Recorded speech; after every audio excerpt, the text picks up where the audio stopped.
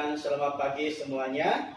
Puji Tuhan karena kita dapat bersama lagi pada minggu ini di dalam ibadah keluarga yang sangat jarang-jarang kita buat, tapi kita bersyukur kita tetap dapat beribadah bersama-sama. Saudara dan saudari, apa kabar semuanya? Saya percaya tangan Tuhan sentiasa bersama dengan kita, walaupun kita dapat beribadah di tempat yang di tempat yang berbeza-beza, di lokasi di mana kita berada. Puji Tuhan. Nah, saudara dan saudari yang dikasihi di dalam nama Tuhan Yesus, teks pagi hari ini saya ambil di dalam Kejadian pasal yang ke-50 ayat 15 sampai 21.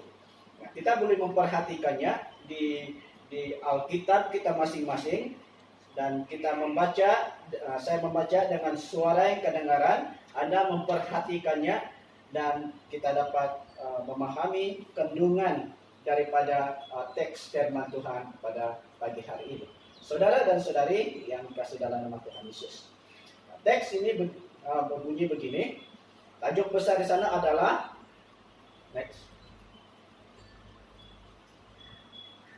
Yusuf menghibur hati saudara-saudaranya. Ayat 15, ketika saudara-saudara Yusuf melihat bahwa ayah mereka telah mati, berkatalah mereka, boleh jadi Yusuf akan mendendam dan membalas sepenuhnya kepada kita segala kejahatan yang telah kita lakukan kepadanya. 16, sebab itu mereka menyuruh menyampaikan pesan ini kepada Yusuf sebelum ayahmu mati. Ia telah berpesan, beginilah harus kamu katakan kepada Yusuf, ampunilah kiranya kesalahan saudara-saudaramu dan dosa mereka, sebab mereka telah berbuat jahat kepadamu.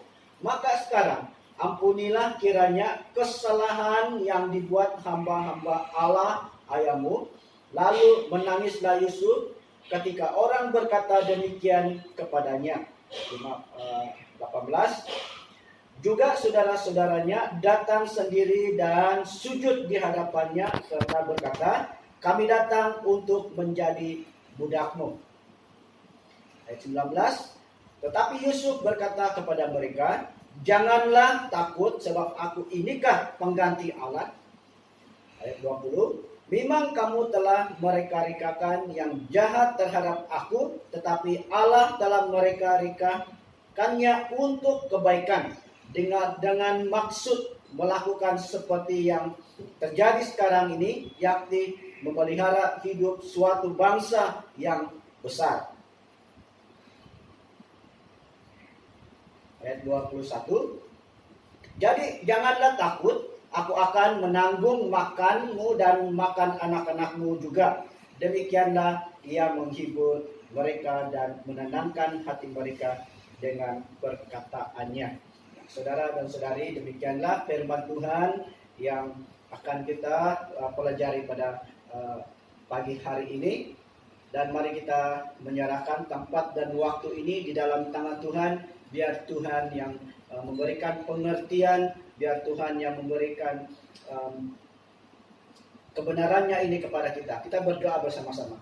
Bapa di dalam surga, dalam nama Yesus Tuhan dan penyelamat kami bersyukur pagi hari ini kami dapat beribadah di dalam keluarga kami masing-masing. Biar Tuhan yang campur tangan sehingga perkataan firman-Mu yang kami pelajari bersama-sama pada pagi hari ini dapat kami mengerti, dapat kami terima, dan dapat membantu kami untuk kelangsungan hidup kami di dalam mempercayai Engkau. Terima kasih Tuhan, kami mengucap syukur, kami menyerahkan tempat dan masa ini di dalam nama Yesus Tuhan dan penyelamat kami. Amin.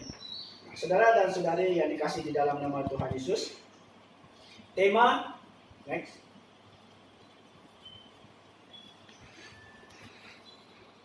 tema untuk pagi hari ini ialah memandang kepada Tuhan. Memandang kepada Tuhan. Nah, sebelum saya pergi kepada menjelaskan kepada tema ini, saya senang sekali untuk membawa kita kepada satu pantun yang mengenai tentang memandang ini, memandang ya. Pantun ini berbunyi begini. Orang darat suka bertandang, sambil bertandang membawa cangkul. Berat mata memandang, berat lagi bahu memikul. Nah, saudara dan saudari, ini adalah yang berkaitan dengan memandang.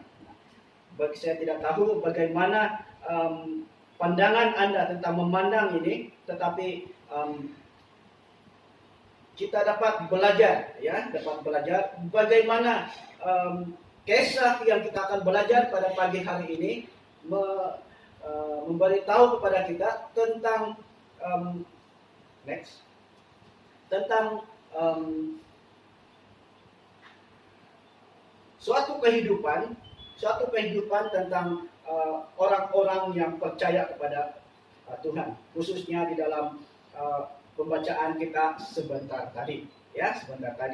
Jadi mari kita lihat pendahuluan dari latar belakang daripada teks pembacaan kita sebentar tadi, yaitu Yusuf dan saudara-saudaranya, ya. Yusuf dan saudara-saudaranya yang mempunyai pandangan yang berbeza, ya, mempunyai pandangan yang berbeza.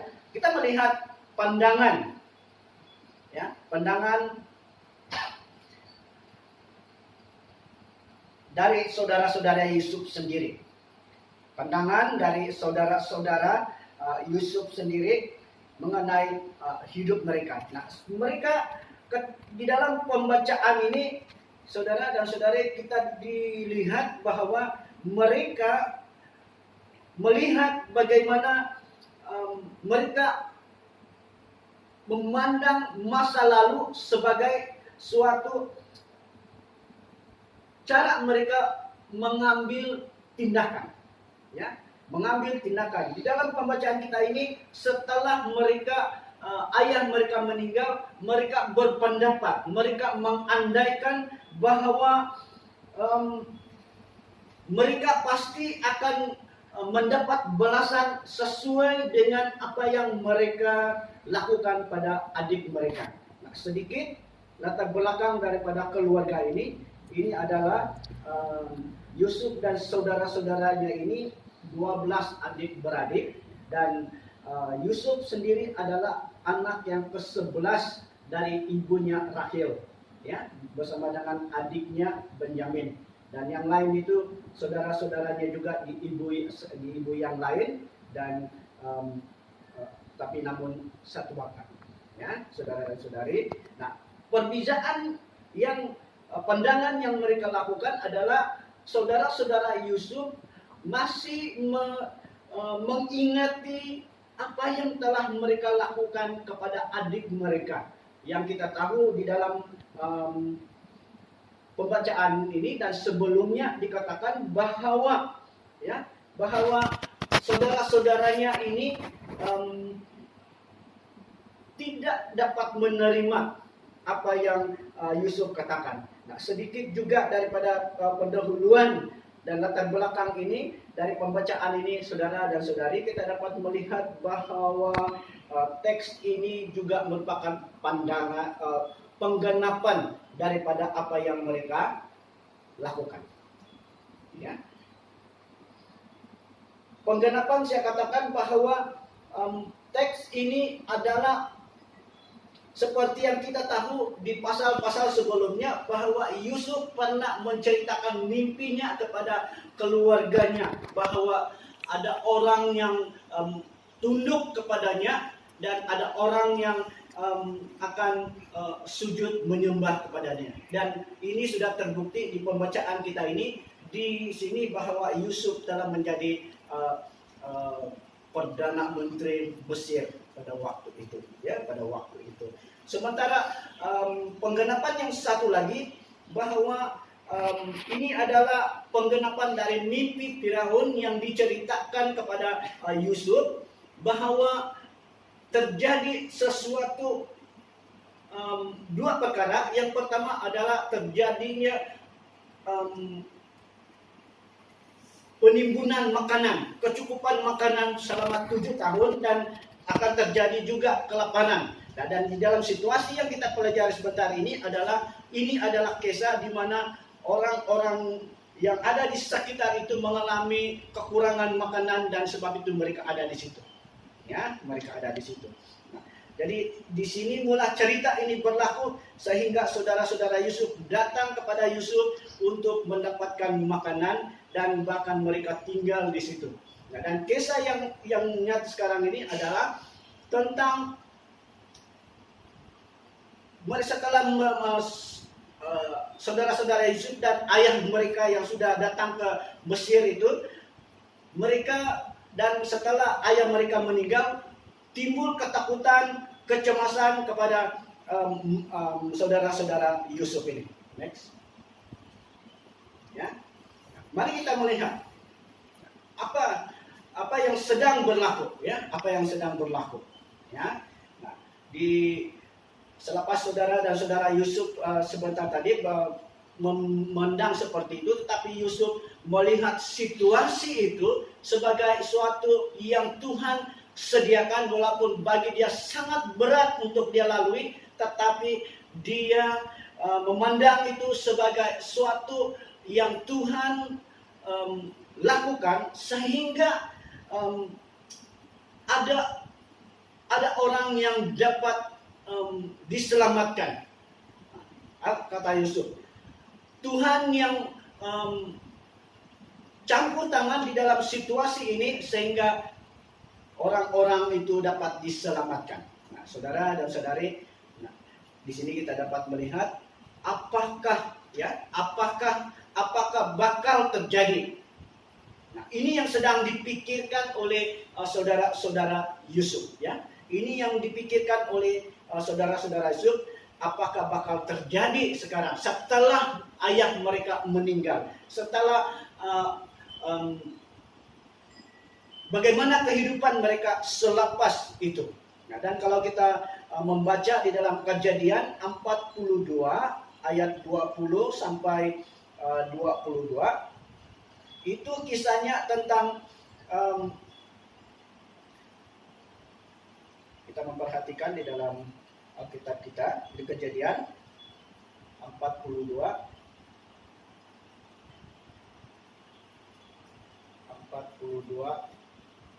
ayat 20.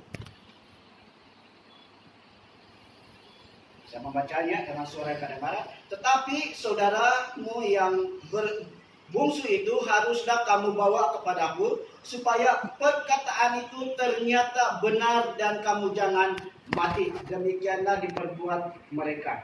Mereka berkata seorang kepada yang lain, betul-betullah kita menanggung akibat dosa kita terhadap adik kita itu. Bukankah kita melihat bagaimana sesak hatinya ketika ia memohon balas kasihan kepada kita, tetapi kita tidak mendengarkan permohonannya. Itulah sebabnya kesesakan ini menimpa kita.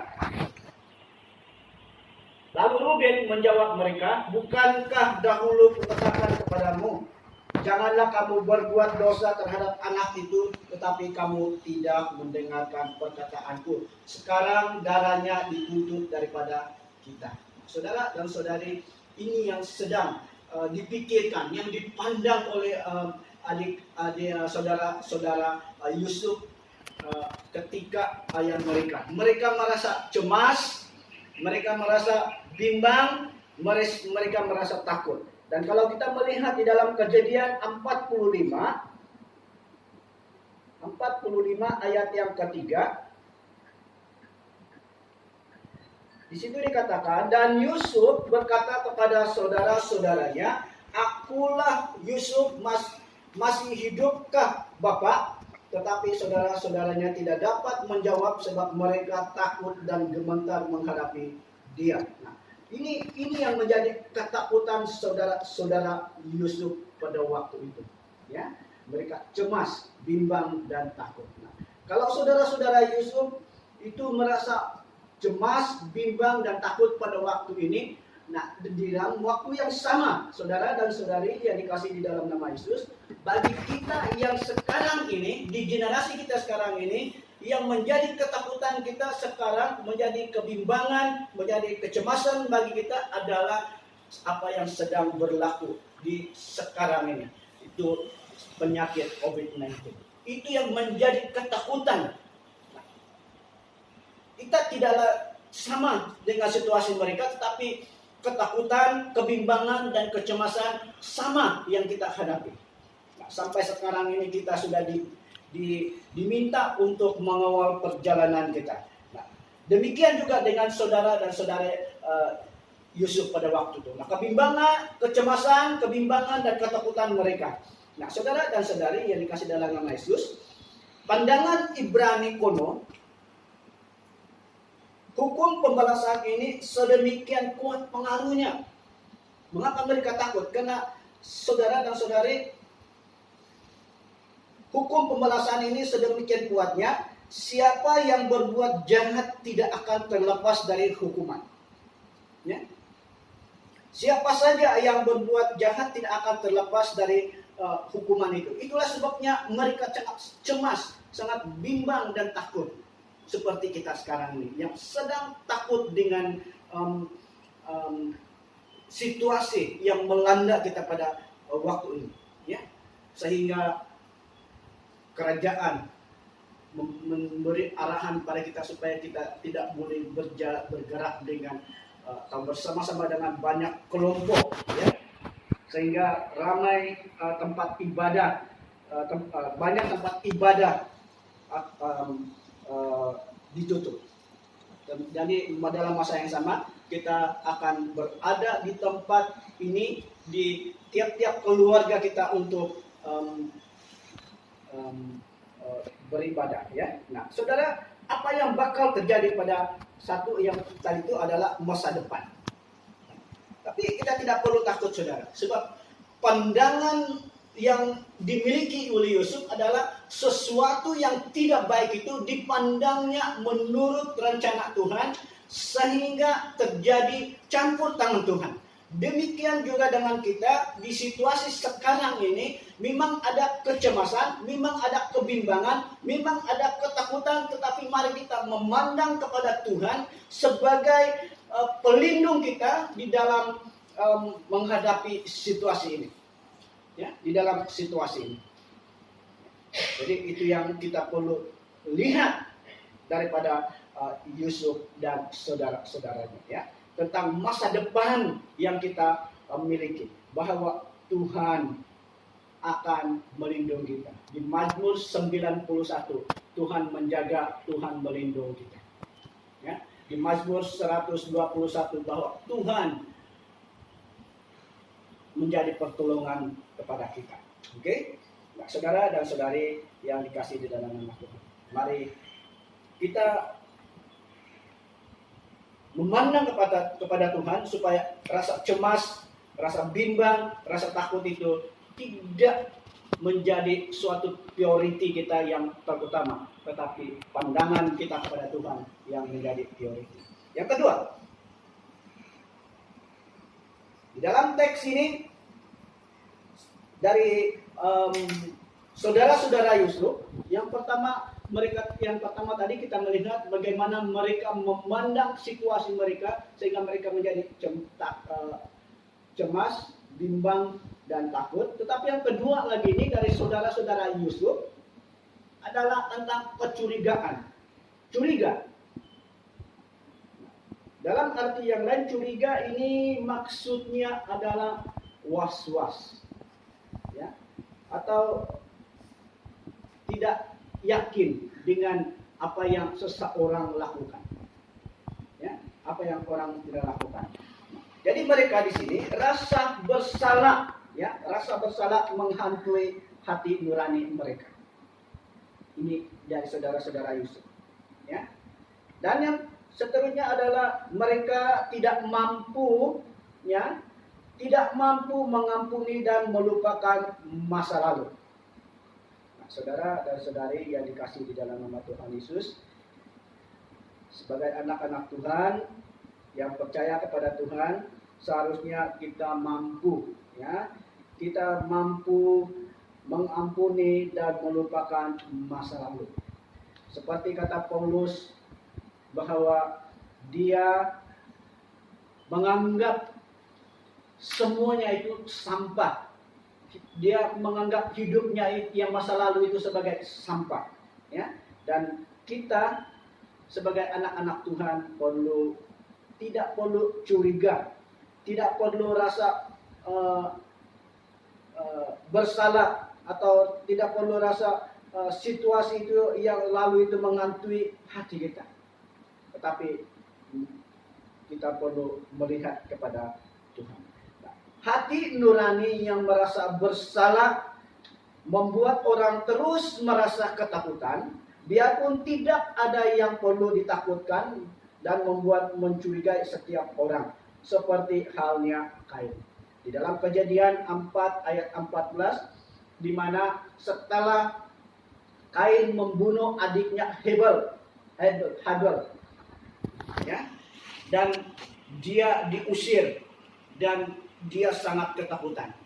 Dia takut masa depannya, kehidupannya, karena dia katakan siapa saja yang akan bersama melihat dia atau bertemu dengan dia, pastilah mereka akan membunuhnya. Tetapi Tuhan berkata kepada dia bahwa tidak ada orang yang membunuh dia, ya. Dan di dalam Imamat juga mengatakan bahwa, kita lihat di dalam Imamat pasal 26. Imamat 26 ayat 36. Ayat 36 berkata begini, dan mengenai mereka yang masih tinggal hidup dari antaramu, aku akan mendatangkan kecemasan ke dalam hati mereka di dalam negeri-negeri musuh mereka, sehingga bunyi daun yang ditiup angin pun akan mengejar mereka, dan mereka akan lari seperti orang lari menjauhi pedang, dan mereka akan rebah, sungguh pun tidak ada orang yang mengejar.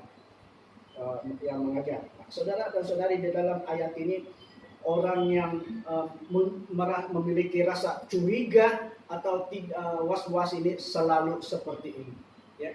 Walaupun tidak ada orang yang ada di sekelilingnya, dan ketika dia mendengar bunyi apapun, dia akan merasa takut, dia merasa bimbang, dia merasa cemas, bahkan dia merasa curiga, ya. Mari saudara dan saudari, kita memandang kepada Tuhan. Walaupun situasi ini di sekitar kita dan di luar sekitar kita ini sangat menakutkan, sangat mencurigakan, tapi mari kita melihat kepada Tuhan. Siapa yang bebas dari rasa takut harus berusaha menjaga hidup mereka tanpa kesalahan. Maka kita mempunyai keberanian percaya mendekat Allah dengan sesama kita, ya. Siapa yang bebas dari rasa takut harus berusaha menjaga hidup mereka tanpa kesalahan. Maka kita mempunyai keberanian percaya mendekati Allah dan sesama kita. Hanya orang yang tidak merasa curiga itu adalah orang yang berusaha menjaga hidupnya. Barulah punya keinginan, punya usaha untuk mendekat Allah, bersekutu dengan Allah, dan dapat berkomunikasi dengan baik kepada sesamanya. Ya, next. Ini dua perkara yang berlaku kepada saudara-saudara Yusuf, yang memandang segala sesuatu di masa hadapan mereka dengan penuh kecemasan, kebimbangan, dan takut. Dan yang kedua tadi, memandang apa yang dilakukan Yusuf itu menjadi kecurigaan mereka, sehingga mereka tidak mempercayainya. Nah, saudara dan saudari, ketika kita memandang kepada Tuhan, Tuhan yang kita percaya itu, Dia memiliki sesuatu yang sudah dijanjikannya, seperti yang dikatakannya di dalam Yeremia pasal 11:29, bahwa damai sejahteralah yang Dia berikan kepada kita ketika kita berseru kepada Dia. Yang ketiga, balas kasihan. Kita melihat dua dari cara pandang saudara-saudara Yusuf, masa depan mereka dan kecurigaan mereka. Tetapi yang ketiga ini kita melihat dari cara Yusuf memandang, ya, cara pikir, cara Yusuf memandang yang dia lakukan, yaitu balas kasihan Yusuf. Nah, ketika dia melihat situasi seperti itu, yang kita baca sebentar tadi, bahwa saudara-saudaranya itu yang memiliki rasa cemas, bimbang, dan takut akan masa hadapan mereka, Yusuf berkata kepada mereka bahwa dia akan mengampuni kesalahan dan dosa mereka, dan juga bukan sekadar dia mengungkapkan kata-kata itu, tapi dia bertindak memiliki suatu hati yang sangat sedih sehingga dia mengeluarkan air matanya. Dikatakan bahwa Yusuf lalu menangislah Yusuf. Dan Yusuf meminta supaya mereka memandang kepada Allah untuk pertobatan. Di dalam ayat yang ke-19 di Kejadian 50 yang kita sudah baca sebentar tadi. Nah, ini yang dilakukan oleh Yusuf. Dia memandang apa yang dilakukan oleh saudara-saudaranya itu bukan suatu yang sangat menekan dia, yang menakutkan dia, yang memberi menjadi kebimbangannya, menjadi kecemasannya, tetapi dia memandang situasi itu sesuatu yang dipakai oleh Allah untuk melakukan segala sesuatu yang baik, seperti yang kita baca di dalam petikan sebentar tadi, ya. Nah, demi apa yang perlu kita lakukan, yang dikatakan oleh Yusuf di sini, dikatakannya, damaikanlah dirimu dengan Allah terlebih dahulu, maka kamu akan melihat betapa mudahnya berdamai dengan aku. Nah, saudara, untuk memandang kepada Allah, yang pertama kita perlu berdamai dengan Allah dulu. Ya, kalau ada perkara-perkara yang kita tidak dapat memandang kepada Allah, mungkin kita perlu belajar. Kita perlu belajar situasi ini, ya. Situasi ini kita perlu belajar bahwa untuk menolak segala sesuatu yang menjadi kecemasan, menjadi kebimbangan, menjadi ketakutan kita, perlu berdamai dengan Allah, dan barulah kita dapat, ya, berkomunikasi dengan orang-orang sekitar. Di dalam keluarga kita, kalau ada perkara yang tidak kita selesaikan dengan sebaiknya, maka masalah itu akan berlarutan dan mengganggu hubungan antara kita, persekutuan kita dengan ahli keluarga kita. Apalagi kalau hubungan kita dengan Tuhan tidak ada, maka semuanya itu akan mengganggu kita untuk memandang kepada Tuhan. Nah, ya, saudara dan saudari yang dikasih di dalam nama Tuhan Yesus. Next, saudara dan saudari yang dikasih dalam nama Tuhan Yesus, ketika memohon pengampunan dari orang-orang yang telah kita sakiti, pertama